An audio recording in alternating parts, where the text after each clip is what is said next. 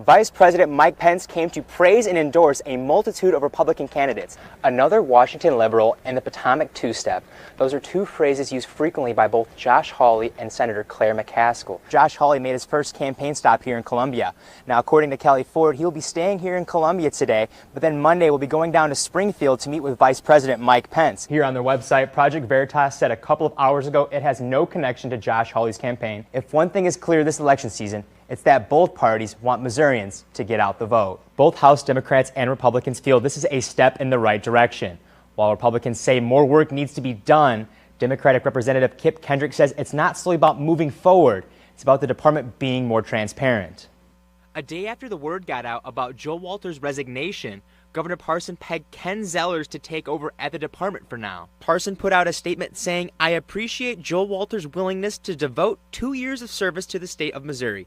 His leadership and transformative vision helped to turn around the Department of Revenue." But Democratic House member Kip Kendrick says it's more than that. Showing that the department purposely shelved a press release from September that would have warned taxpayers about the surprise tax bills. Walters said in his hearings he warned people on the department's Facebook and Twitter page. People on the special committee called it a lack of communication. And the social media campaign is a farce. Just over 3,000 people are connected with the Missouri Department of Revenue on Facebook and Twitter, but 3.6 million people filed a tax return claim in 2018. Now I'm going to put that in perspective for you here in the rotunda at the state capitol, as there are 144 seats here, but that would be like just me knowing and me calling somebody else about the issue. Republican Speaker Elijah Haar says the department has much more work to do to regain the trust of the public, and even gaining the trust of lawmakers.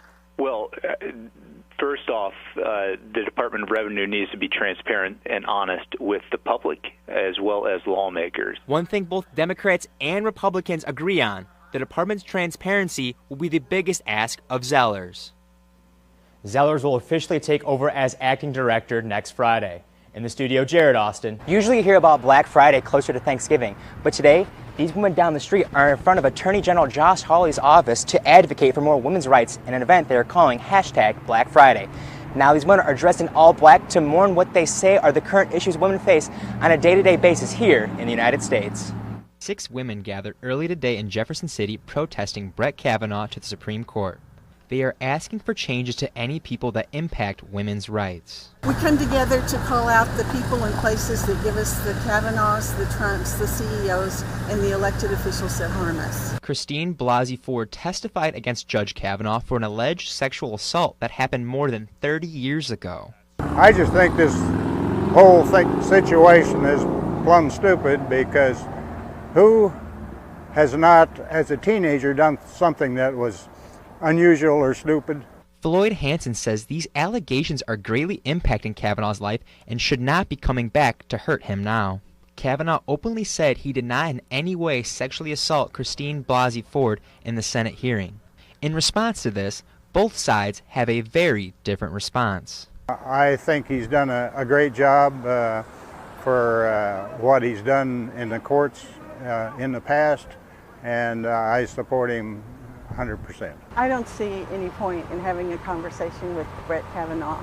He is a symptom, not the cause of what's going on in this country. Gibson says she admires what Ford has done, not just for herself, but for women all over the country. She made an incredible sacrifice for her country. I admire her greatly. She did what many women and survivors feel that they and we cannot do. Now the Senate will reconvene Saturday evening for the final vote. Reporting live in Jefferson City, I'm Jared Austin, KMU8 News. And before President Trump was even in this building, he announced William Barr as his next Attorney General. This comes just a month after Matt Whitaker was announced acting Attorney General to replace Jeff Sessions. President Trump made the announcement earlier today that William Barr will be his new Attorney General. Barr served as Attorney General under President George H.W. Bush. He demonstrated an unwavering adherence to the rule of law, which the people in this room like to hear. Acting Attorney General Matt Whitaker was in Kansas City today to congratulate William Barr. Bill is supremely qualified, highly respected at the Department of Justice, and will continue to support the men and women in blue. When President Trump made it into Kansas City, he talked about protecting law enforcement through Project Safe Neighborhoods. We increased funding for Project Safe Neighborhoods to $50 million this year, and we're asking Congress to add an additional increase for next year that will happen. And how he wants to reform the current prison system. We all benefit when those who have served their time can find a job, support their families, and stay the hell out of jail, right? The president also told the people about his meeting with the Chinese president in Argentina. President Xi agreed to criminalize and make all fentanyl in China controlled, meaning it's a controlled substance. His final focus was he wanted to protect law enforcement and citizens in the United States.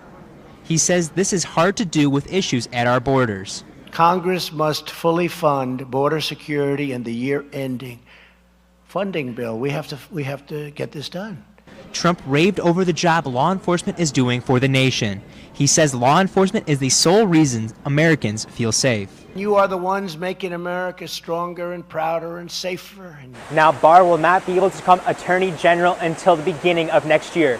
William Barr also wrote an op-ed piece in the Washington Post praising President Donald Trump for firing FBI Director James Comey. Live in Kansas City, I'm Jared Austin, KMUA News.